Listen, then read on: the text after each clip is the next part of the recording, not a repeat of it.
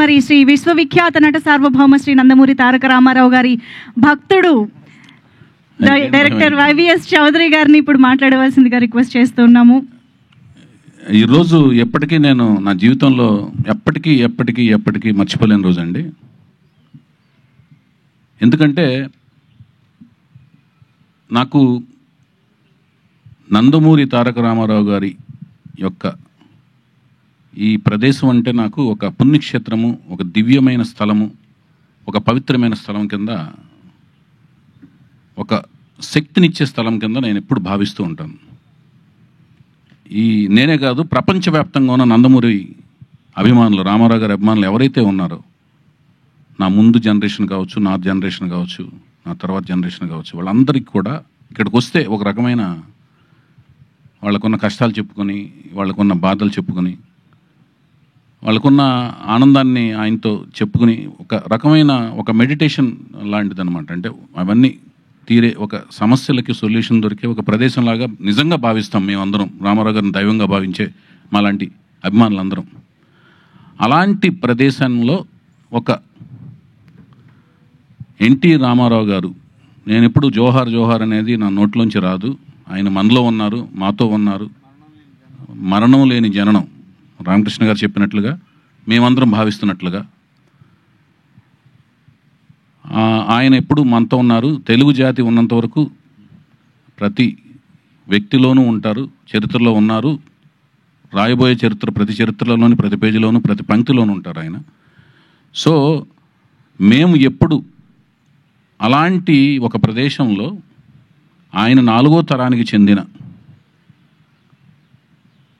మళ్ళీ ఆయన పేరుతో 3 అక్షరాలతో, ఆ పవర్ఫుల్ 3 అక్షరాలతో ఆయన మనవడు తాతయ్య గారి పేరుని ఎంతో ప్రేమ, అనురాగం, ఆప్యాయతలతో పెట్టుకున్న ఆ పేరుని పెట్టుకోవడం అంటే అది ఈజీ కాదు.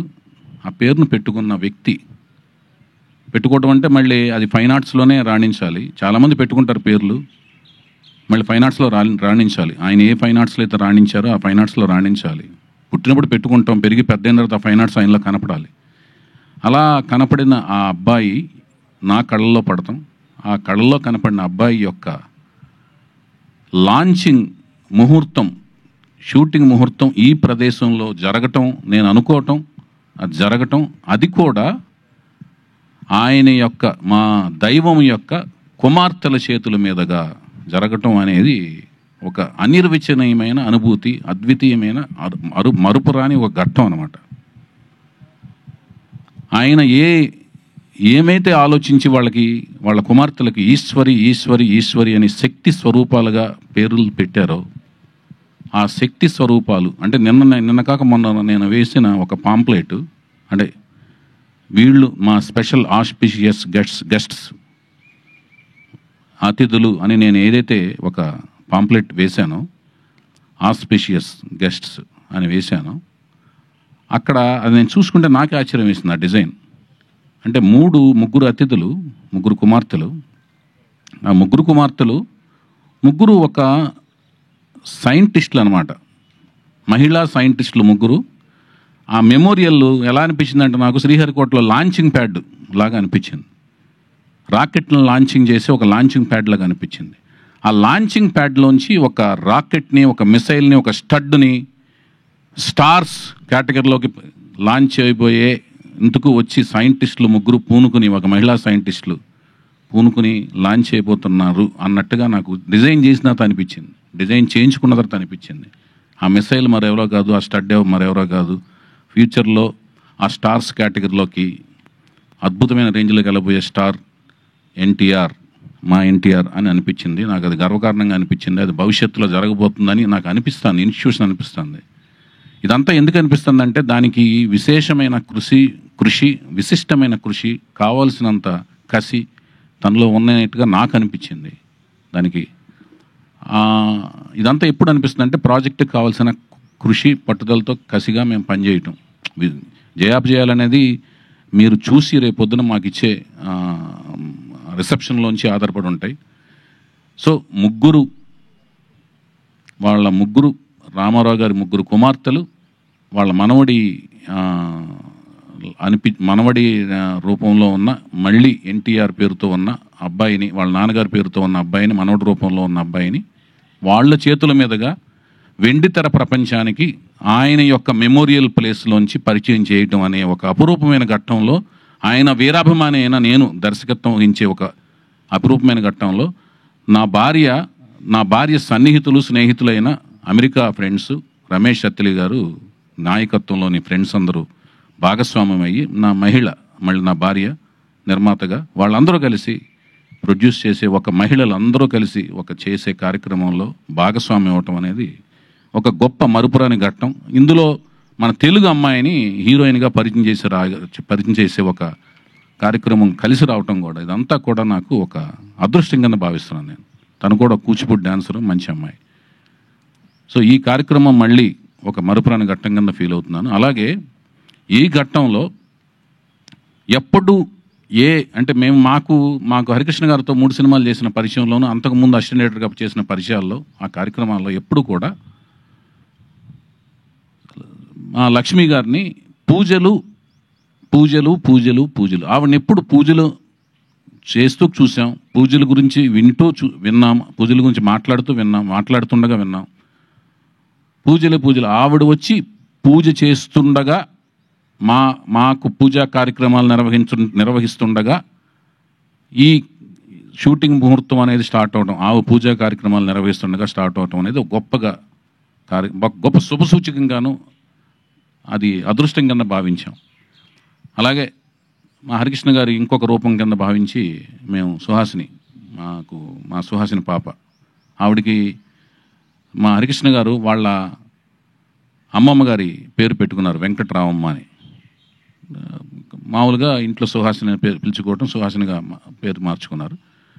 సో ఆ వెంకట్రామమ్మ తన అమ్మమ్మ గారు, నాయనమ్మ గారి పేరు పెట్టుకున్న ఆవిడ పేరు మీద ఆవిడ నాకు స్క్రిప్ట్ ఇస్తూ ఆయన యొక్క స్లాంగ్లో చౌదరి ఒళ్ళ దగ్గర పెట్టుకుని తీయనట్టుగా మాట్లాడుతూ నా స్క్రిప్ట్ అందించడం దర్శకుడిగా, ఆవిడతో పాటు ఆవిడ కజిన్స్, సిబ్లింగ్స్ అందరూ కలిసి ఇవ్వటం అనేది అంతా ఒక రకమైన వాతావరణం అంతా నాకు చక్కగా, అంటే మంచిగా ఒక అనిరుచినైన అనుభూతిని కలిగింది నాకు.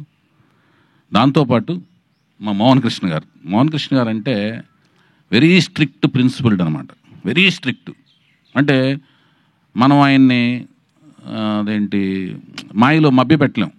మనం మభ్య పెడతాం అనుకుని తెలిసేలోపు స్ట్రిక్ట్గా మారిపోతుంటారు. ఆయన్ని అసలు మభ్య పెడతాం కష్టం. అలాంటి ఆయన్ని ఒక షాట్గానే అడిగిస్తే ఆయన దేవుడి దేవుళ్ళు ఒప్పుకోవటం, ముహూర్తం షాట్గా ఆయన డిఓపి కింద మాకు చేసుకోగలగటం. అంటే రామారావు గారిని డిఓపిగా చేసిన ఆయనతో మా ముహూర్తం షాట్ చేసుకుని మళ్ళీ మనవడి యొక్క ముహూర్తం షాట్కు డిఓపిగా ఆయన చేసే ఒక విచిత్రమైన, ఒక అనిర్వచనమైన సంఘటనలో ఆయన లాక్ చేసుకోగలగటం, ఇవన్నీ కూడా అన్ని విచిత్రంగా జరిగినాయి. అలాగే ఎక్కడో ప్రపంచంలో ఒక టూర్లో ఉన్నారు మా రామకృష్ణ గారు. మాకు నందమూరి అభిమానులందరికీ ఒక ఆక్సిజన్ లాంటి ఆయన. ఎందుకంటే ఎప్పుడు వెళ్ళినా కూడా నవ్వుతూ మాడుతుంటారు.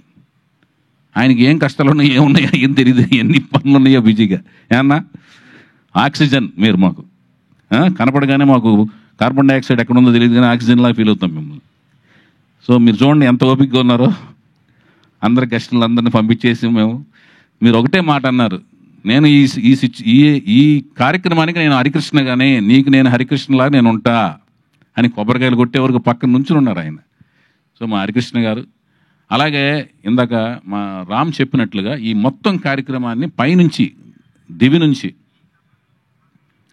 మా నందమూరి అంటే లక్ష్మయ్య చౌదరి గారు, వెంకటరామ గారు మాకు తెలిసిన, ఆ తర్వాత జనరేషన్లో అయిన మా రామారావు గారు, పక్కనే త్రివిక్రమరావు గారు, ఆ పక్కనే నుంచి చూస్తున్న సాయికృష్ణ గారు, మా హరికృష్ణ గారు, ఆ పక్కనే ఉన్న మా జానకిరాం గారు, ఆ పక్కనే ఉంచిన మా తారకరత్న గారు, అందరూ ఈ కార్యక్రమాన్ని చూస్తూ పులకించిపోతుంటారు.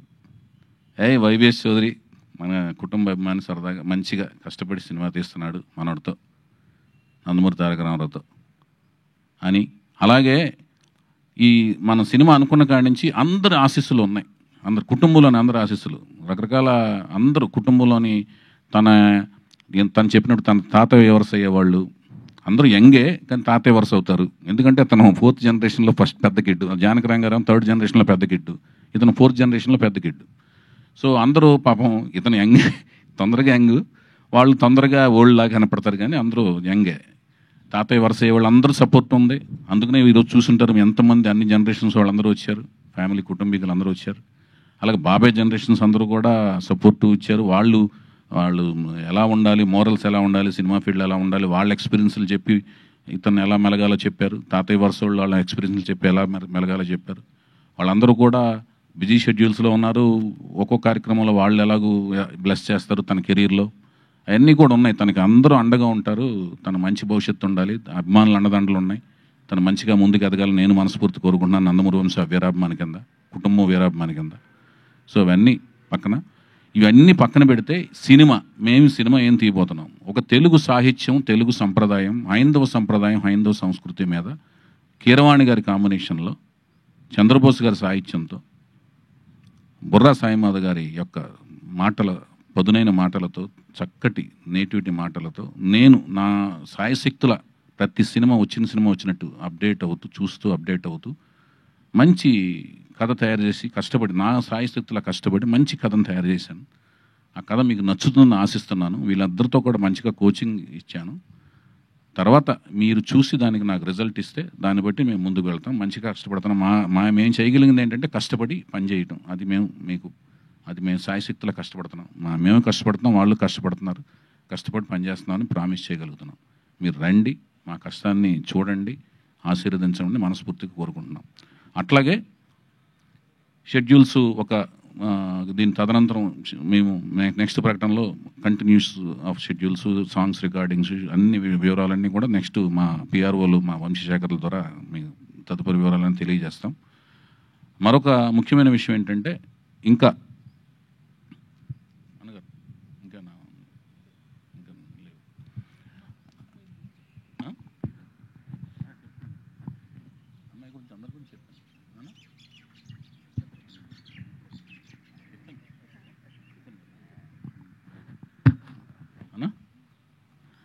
అది అందరూ రావటం అనేది ఇంకా అంత. అలాగే అతి ముఖ్యమైన విషయం ఏంటంటే, అలాగే మా పూజా కార్యక్రమంలో ముఖ్యమైన అంశం ఏంటంటే, వసుంధర గారు నాకు ద్వారా వసుంధర గారు ద్వారా నా వైఫ్కి, తను ఫస్ట్ టైం ప్రొడ్యూసర్ అయింది కాబట్టి తాంబూలంలో తను కలిసి రావాలని చెప్పి తను తాంబూలం చక్కగా స్వయంగా ఇచ్చి, వసుంధర గారు తనకి మంచి లక్ష్మీ సౌభాగ్యవతిగా డబ్బులు, మంచి లాభాలు రావాలి ప్రాజెక్టు ఫస్ట్ టైము కీర్తి ప్రతిష్టలు ఆల్రెడీ వస్తూ, దాని కీర్తి ప్రతిష్టలు వస్తే డబ్బులు కూడా వస్తాయని చెప్పి ఆవిడ దీవించి ఇవ్వటం అనేది తనకి మంచిగా రావాలని తను దీవించి ఇచ్చారు. అది కూడా మాకు మంచి చేస్తుందని మేము వసుంధర గారి ద్వారా వచ్చిన అది కూడా మంచి ఆశీస్సులుగా మేము భావిస్తున్నాము. అలాగే ప్రతి ఒక్కరూ అంటే కుటుంబంలోని ప్రతి ఒక్కరూ ఇలా పర్సనల్గా టైం తీసుకుని, పురంధేశ్వరి గారు కానీ, భువనేశ్వరి గారు కానీ, అందరూ ప్రతి ఒక్కరూ పేరున ప్రతి ఒక్కరూ అందరు రావడం అనేది మాకు చాలా. అలాగే ఇప్పుడు ఇండస్ట్రీలోని అందరూ ప్రతి 24 క్రాఫ్ట్స్ వాళ్ళందరూ వచ్చి మమ్మల్ని బ్లెస్ చేయడం కూడా చాలా ఆనందంగా ఫీల్ అవుతున్నాం. అన్నిటికంటే ముఖ్యంగా పాత్రికేయ మిత్రులందరూ కూడా నాకు సోదరుల కింద లెక్క. ఎందుకంటే అందరూ నాకు బాగా ఫ్రెండ్స్. వాళ్ళందరూ కూడా మా ప్రాజెక్ట్ స్టార్ట్ చేసిన కాడి నుంచి మాతో వెన్నంటే ఉన్నారు. నన్ను సోదరులా భావిస్తూ మా సినిమా ప్రకటనలన్నింటినీ కూడా చక్కగా ముందుకు తీసుకెళ్తున్నారు. వాళ్ళందరికీ ధన్యవాదాలు తెలియజేసుకుంటూ మీరు మాకు సహకరించండి అని మరొకసారి విన్నవించుకుంటూ thank you so much. Thank you sir, thank you so much.